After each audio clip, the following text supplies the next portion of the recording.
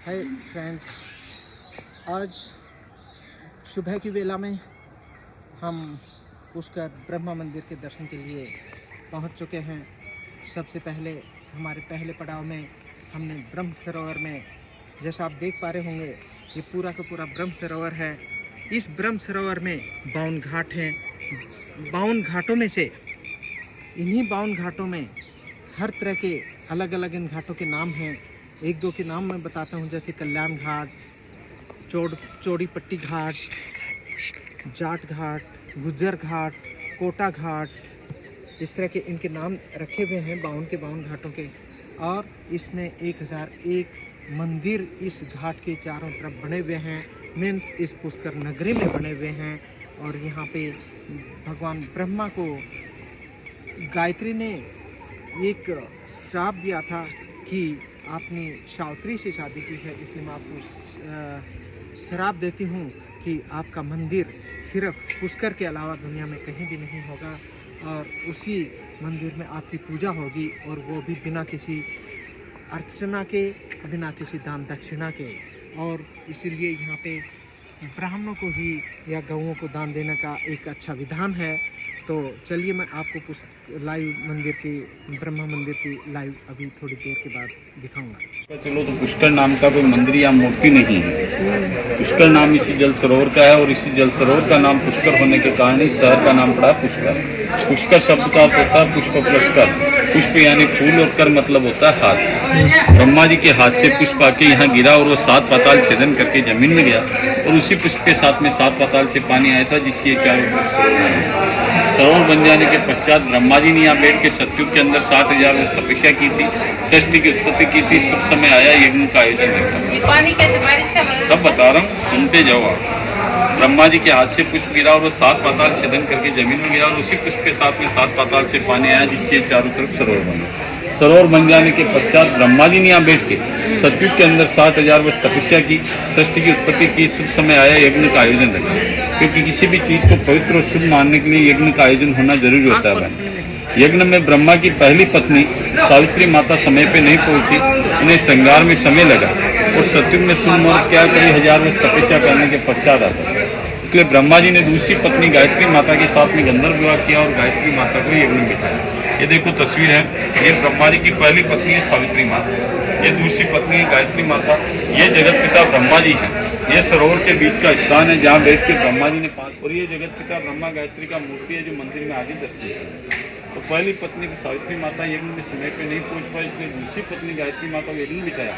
इससे पहली पत्नी सावित्री माता ने क्रोधित होकर श्राप दिया कि हे जगत पिता, हे पतिदेव, मेरे होते आपने दूसरी पत्नी गायत्री को यज्ञ में बिठाया, इसलिए मैं आपको शापित करती हूँ कि विश्व भर में पुष्कर में ही आपका एक बिल्कुल पास में।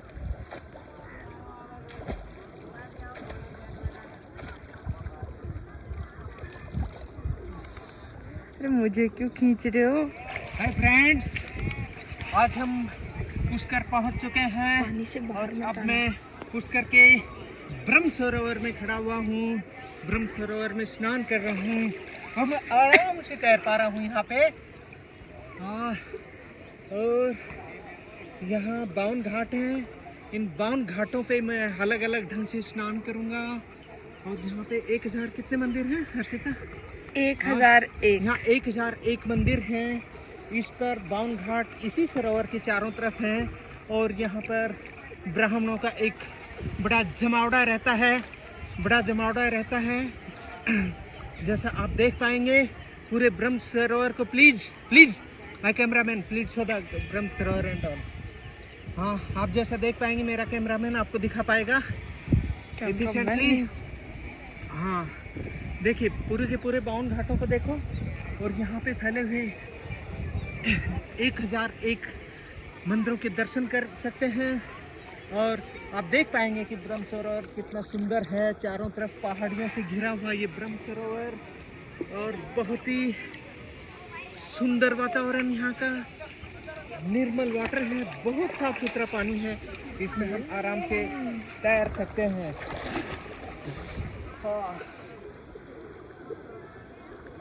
आप तैरो में एक टाइम लैप्स बनाऊंगी।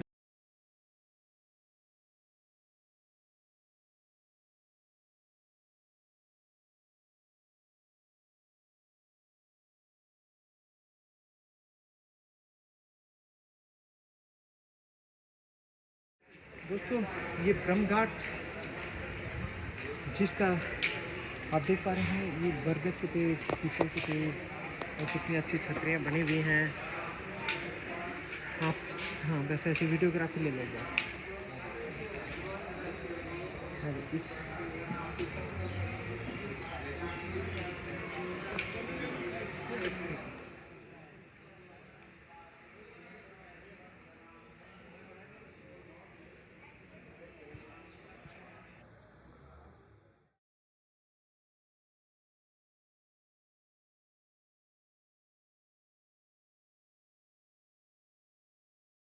हेलो दोस्तों, अब हम अपने नेक्स्ट पड़ाव मेहता सिटी पहुंच चुके हैं। मेहता सिटी मीरा का नेटिव प्लेस है, मीरा की बर्थ स्थली है। जैसा आप देख पा रहे होंगे, ये मीरा द्वार है और इसी सिटी में मीरा का जन्म हुआ था। और वो बचपन में ही अपने एक छोटे से भगवान श्री कृष्ण की फोटो को लेकर कह चुकी थी कि मेरी शादी तो हो चुकी है, अब क्यों मेरी शादी करना चाहते हो। और वो मेरा उनकी भक्त हो चुकी थी और इसीलिए आज हम स्ट्रेट वे पुष्कर से और मेरा द्वार से होते हुए हम मेरा टेंपल पहुंचेंगे। जैसा कि आप थोड़ी देर में देख पाएंगे मेरा टेंपल को भी, जिसके खुलने का समय अब शाम को 4 बजे है।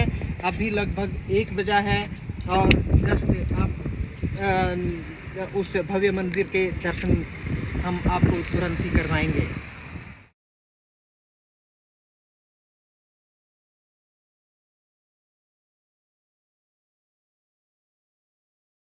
मंदिर में पहुंच चुका हूं, मेवाड़ सिटी। तो अब मैं आपको ये बता देता हूँ, ऐसे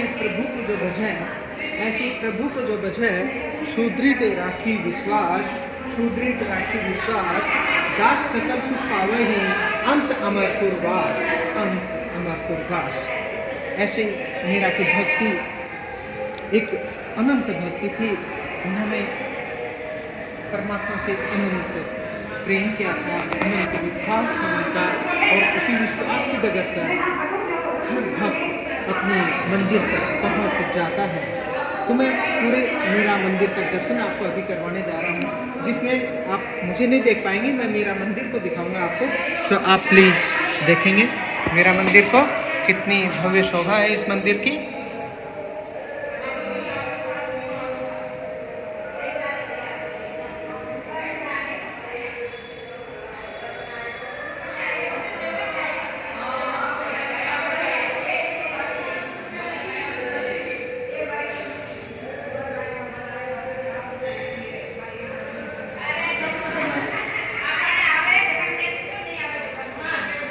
यहाँ पर कुछ लेडीज़ों की भक्त मंडली यहाँ बैठी हुई है जो कीर्तन कर रही है। अतः मैं तो कहूँगा, दूधा ते प्रभु सौपन में कह मंदिर बनवाए, मोची का पहले सदा मो कह भोग लगाए। प्रभु आज्ञा दूधा समूझी मंदिर यहाँ रचाए, सेवक कालू राम को सेवा दी संभराए।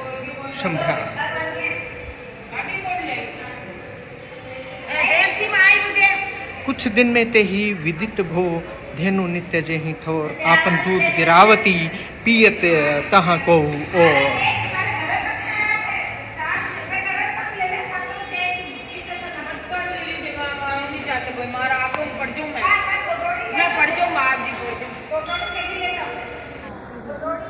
अरे मारवा की गोल्टी का यार, मैं आपको मारूं बैलेंस होवे कोने मैं बिकी नहीं यार, घणी दोरी लेगी मैं और की कौन क्यों खाने पी नहीं, मैं माँ वैष्णो देवी के दर्शन कराना नहीं भूलना चाहता।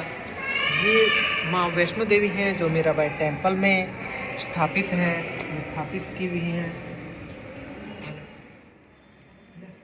दोस्तों अभी मैं आपको मीराबाई स्मारक पनोरमा तक, मेड़ता सिटी जो कि नागौर डिस्ट्रिक्ट में है, तक मैं आपको लेके आ चुका हूँ। मैं जहाँ तक आपको बता रहा हूँ कि ये मीरा की नगरी मेड़ता में आप सभी का मैं हार्दिक स्वागत करता हूँ। और जैसा मैं इसके बारे में जानता हूँ, इसे राव दूधागढ़ का निर्माण लगभग 15वीं सदी में राव दूधा द्वारा करवाया गया था। सन 2008 से पूर्व में यहाँ कचहरी, सेंट्रल जेल व राज के स्कूल संचालित होते रहे थे। वर्तमान में यहाँ भक्त शिरोमणि मीराबाई के जन्म से द्वारिका तक का जीवन व्रत, यात्रा वृत्तांत को चित्र, प्रतिमाओं, फाइबर व मोलेला के पैनल के माध्यम से दर्शाया गया है, तो मैं अंदर का पूरा चित्रण आपको थोड़ी देर में समझाऊँ। यहाँ पे मीराबाई की शिक्षा के बारे में, उनके भक्ति भाव संचार, और उन्होंने एक बार कहा था कि मेरा दुल्हा कौन होगा, मेरा विवाह किससे होगा, कृष्ण क्या उनके साथ साथ हैं, क्या ये उनकी जागीर कौन है, और राजा भोजराज का स्वर्गवास कैसे हुआ, राणा जी के क्या क्या अत्याचार उन पर हुए, विष का प्याला उसको किन्होंने पिलाया, तीर्थ यात्रा, जीव गोसाई, जू मिली, द्वारकावास, अनक्षेत्र, कृष्ण भक्ति लीन, ज्योतिर्मय, और इस तरह की बहुत सारी हमारे भविष्य हमारे जैसा अभी मैं इस मीरा गार्डन में भगवान श्री कृष्ण और मीरा की अद्भुत फ़ोटो आपको प्रस्तुत करूँगा। जैसा आप देख पा रहे होंगे कितनी अच्छी फ़ोटो है, और मीरा ऐसे ही लीन रहती थी कृष्ण भक्ति में।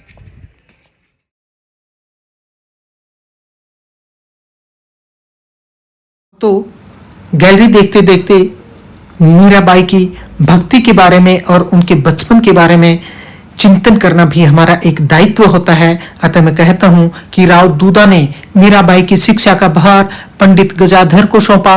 मीराबाई ने पद रचना, संगीत, वाद्य वादन और नृत्य की शिक्षा प्राप्त की। मीराबाई पंडित गजाधर को विवाह उपरांत अपने ससुराल चित्तौड़ ले गई।